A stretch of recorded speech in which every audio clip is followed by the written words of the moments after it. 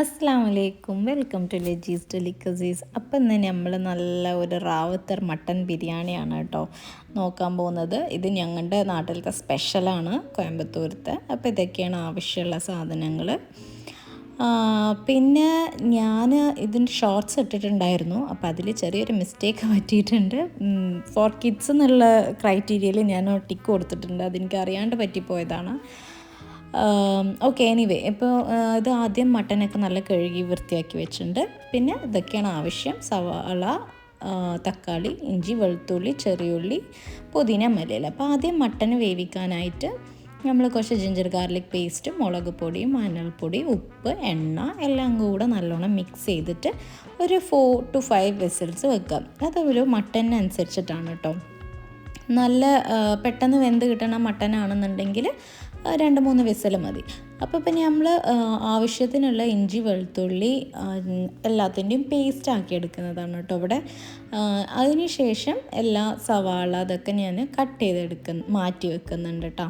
അപ്പോൾ ആദ്യം സവാള അങ്ങനെ നമ്മൾ നേരിയതായിട്ട് അരിഞ്ഞ് മാറ്റി വെക്കുക. നമ്മൾ എത്രത്തോളം നേരിയതായിട്ട് അരിയുന്നോ അപ്പോൾ അത്രത്തോളം പെട്ടെന്ന് കുക്കാവുകയും ചെയ്യും, അത് നല്ല ടേസ്റ്റുമാണ് കേട്ടോ. അപ്പോൾ ആദ്യം സവാള അരിഞ്ഞ് കഴിഞ്ഞു. പിന്നെ ടൊമാറ്റോ അതും കൂടെ നമ്മൾ കട്ട് ചെയ്ത് മാറ്റി വെക്കുക. പിന്നെ പുതിന, മല്ലിയില നമ്മൾ നല്ലോണം കഴുകി വൃത്തിയാക്കി എത്രത്തോളം ഫ്രഷ് കിട്ടുന്നു അത്രത്തോളം ഫ്രഷ് ആയിട്ട് ഉള്ളത് യൂസ് ചെയ്യാൻ ശ്രമിക്കുക. അപ്പോഴാണ് ആ ശരിക്കുള്ള ടേസ്റ്റും സ്മെല്ലും ആ ബിരിയാണിയിലേക്ക് കിട്ടുള്ളൂ കേട്ടോ.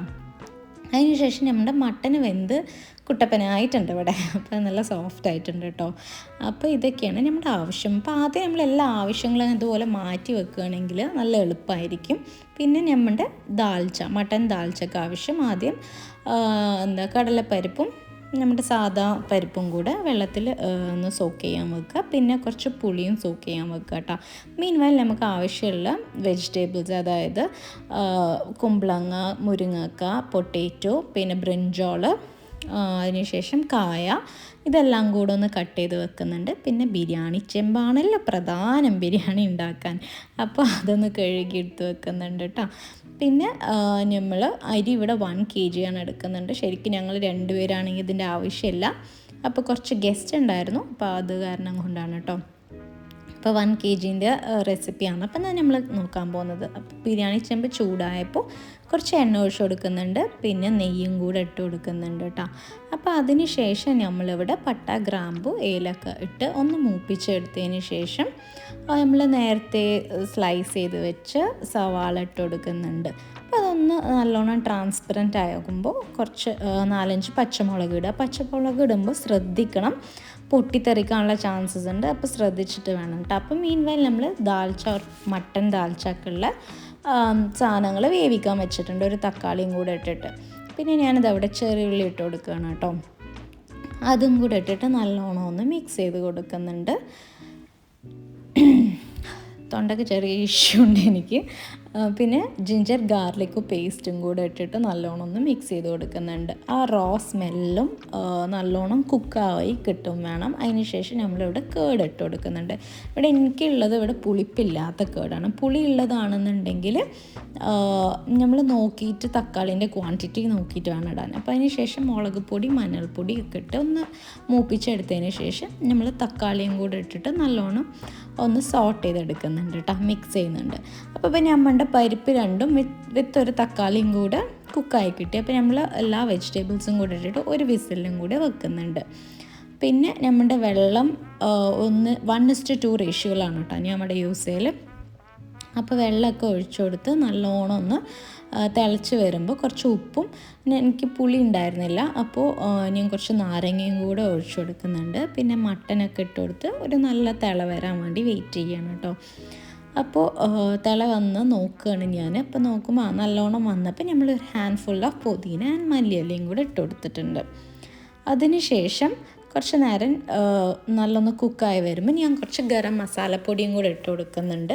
ഗരം മസാലപ്പൊടിയെല്ലാം ഇട്ടതിന് ശേഷം ഞാൻ ഒന്ന് നല്ലോണം തിളച്ചതിന് ശേഷം നമ്മളിവിടെ അരി ഇട്ട് കൊടുക്കുന്നുണ്ട് കേട്ടോ. അരി ഇട്ട് കൊടുത്തിട്ട് നല്ലോണം എല്ലാ ഭാഗത്തും മിക്സ് ചെയ്ത് കൊടുക്കുന്നുണ്ട്. എന്നിട്ട് ഞാനൊന്ന് ക്ലോസ് ചെയ്ത് വെച്ച് കുക്കാക്കിയിട്ട് ഇങ്ങനെ ഒരു കൺസിസ്റ്റൻസിയിൽ എത്തുമ്പോൾ ഞാൻ ദമ്മ് വെക്കാൻ പോവാണ്. അപ്പോൾ ഒരു പഴയ ദോശക്കല്ലോ താഴെ വെച്ചിട്ട് മേലെ ഒരു വെയിറ്റും കൂടെ വെച്ചിട്ടാണ് കേട്ടോ ഞാൻ അന്ന് ദമ്മ് വെച്ചത്. അപ്പോൾ ദമ്മ് വെച്ചിട്ട് ഒരു 5 മിനിറ്റ്സ് ആകുമ്പോൾ ഞാൻ ഇങ്ങനെ നെയ്യ് നല്ല ചൂടാക്കി എടുത്തിട്ട് അതിൽ ഒഴിച്ചു കൊടുക്കുകയാണ് ചെയ്യുക മേലെ. അപ്പോൾ ഞാൻ അങ്ങനെ മേലെ ഒഴിച്ചു കൊടുത്തതിന് ശേഷം അവിടെ ഇങ്ങനെ ഹോളാക്കും. അപ്പോൾ ആ നെയ്യൊക്കെ ഉള്ളിൽ ഇറങ്ങാൻ വേണ്ടിയിട്ട്. അതിന് ശേഷം അഗെയിൻ ഞാൻ ദമ്മ് വെക്കുന്നുണ്ട് ഒരു 5 മിനിറ്റ്സ്. അതിന് ശേഷം താഴെയുള്ള അരി ചോറൊക്കെ നമ്മൾ മേലാക്കി കൊടുക്കുക. അപ്പോൾ കുറച്ചും കൂടെ നല്ല വേവാനായിട്ടാണ് കേട്ടോ. അപ്പം ഞാൻ ഓഫ് ചെയ്തിടുന്നുണ്ട്. ഈ ചൂട് തന്നെ ഇനി ആയിക്കോളും. അപ്പോൾ ദാൽച്ചാക്കുള്ള സംഭവങ്ങൾ എന്താ പറഞ്ഞാൽ, ആദ്യം ഒരു പാനിൽ ഓയിൽ ഒഴിക്കുക, പിന്നെ കടുക്, 2 ജീരകങ്ങളും, പിന്നെ ഉലുവ, അതിന് ശേഷം പട്ട, ഗ്രാമ്പു, ഏലക്ക, പിന്നെ ജിഞ്ചർ ഗാർലിക് പേസ്റ്റ് ഒക്കെ ഇട്ടിട്ട് നല്ലോണം പൊട്ടിയതിന് ശേഷം നമ്മൾ 4 മട്ടൺ പീസും കൂടെ അവിടെ വേവിച്ച് വെച്ചത് ഞാൻ മാറ്റി വെച്ചിട്ടുണ്ടായിരുന്നു കേട്ടോ, അതും കൂടെ ഇട്ട് കൊടുക്കുക. അതിന് ശേഷം പുളിവെള്ളം, ചെറിയുള്ളി ഞാനിവിടെ ആഡ് ചെയ്യുന്നുണ്ട്. ചെറിയുള്ളിയാണ് അപ്പോൾ ഇതിൻ്റെ ടേസ്റ്റ്. പിന്നെ മഞ്ഞൾപ്പൊടി, മുളക് പൊടി ഇട്ടിട്ട് ആ റോ സ്മെല്ലൊക്കെ പോകുന്ന വരെ നല്ല കുക്ക് ചെയ്തെടുക്കുക. അതിന് ശേഷം നമ്മൾ വേവിച്ച് വെച്ച് വെജിറ്റബിളും പരിപ്പും എല്ലാം കൂടെ ഇതിലേക്ക് ഇടുക. ഗരം മസാല, പിന്നെ അതേപോലെ മല്ലിയിലയും പുതിനയും ഇടുക. പിന്നെ തേങ്ങയും കൂടെ നമ്മളിവിടെ ആഡ് ചെയ്ത് കൊടുക്കുന്നുണ്ട് കേട്ടോ. കുറേ ഒന്നും ആവശ്യമില്ല, കുറച്ച് മതി. ഞാൻ ഇവിടെ 4 സ്പൂൺ തേങ്ങ ഇട്ടിട്ടുള്ളൂ. അത് നല്ലോണം. അതിന് ശേഷം ഇപ്പോൾ ദമ്മ് ഓപ്പൺ ചെയ്യുമ്പോൾ നല്ല അടിപൊളിയായിട്ടുള്ളൊരു മട്ടൻ ബിരിയാണി റെഡി ആയിട്ടുണ്ട് കേട്ടോ. പിന്നെ സെർവ് ചെയ്യാൻ 2 ചിക്കൻ പീസ് ഫ്രൈൻ്റെ റെസിപ്പി ഇടാൻ എനിക്ക് സമയം കിട്ടിയില്ല. അപ്പോൾ അതും പിന്നെ നമ്മളിങ്ങനെ കുത്താണ് വിളമ്പിയതെന്ന്. അതിന് ശേഷം കുറച്ച് അച്ചാറും, ഇതൊക്കെ വെറുതെ സ്റ്റൈലിന് വെച്ചതാണ്. പിന്നെ കായച്ചാറൊക്കെ കൂട്ടിയിട്ട് കഴിച്ചു കേട്ടോ. അപ്പോൾ ഇത് വന്നിട്ട് കുറേ പേരുടെ റിക്വസ്റ്റ് അനുസരിച്ചിട്ട് ഞാൻ ഉണ്ടാക്കിയൊരു റെസിപ്പി വീഡിയോ ആണ്. അപ്പോൾ ട്രൈ ചെയ്ത് ഫീഡ്ബാക്ക് അറിയിപ്പിക്കണം കേട്ടോ.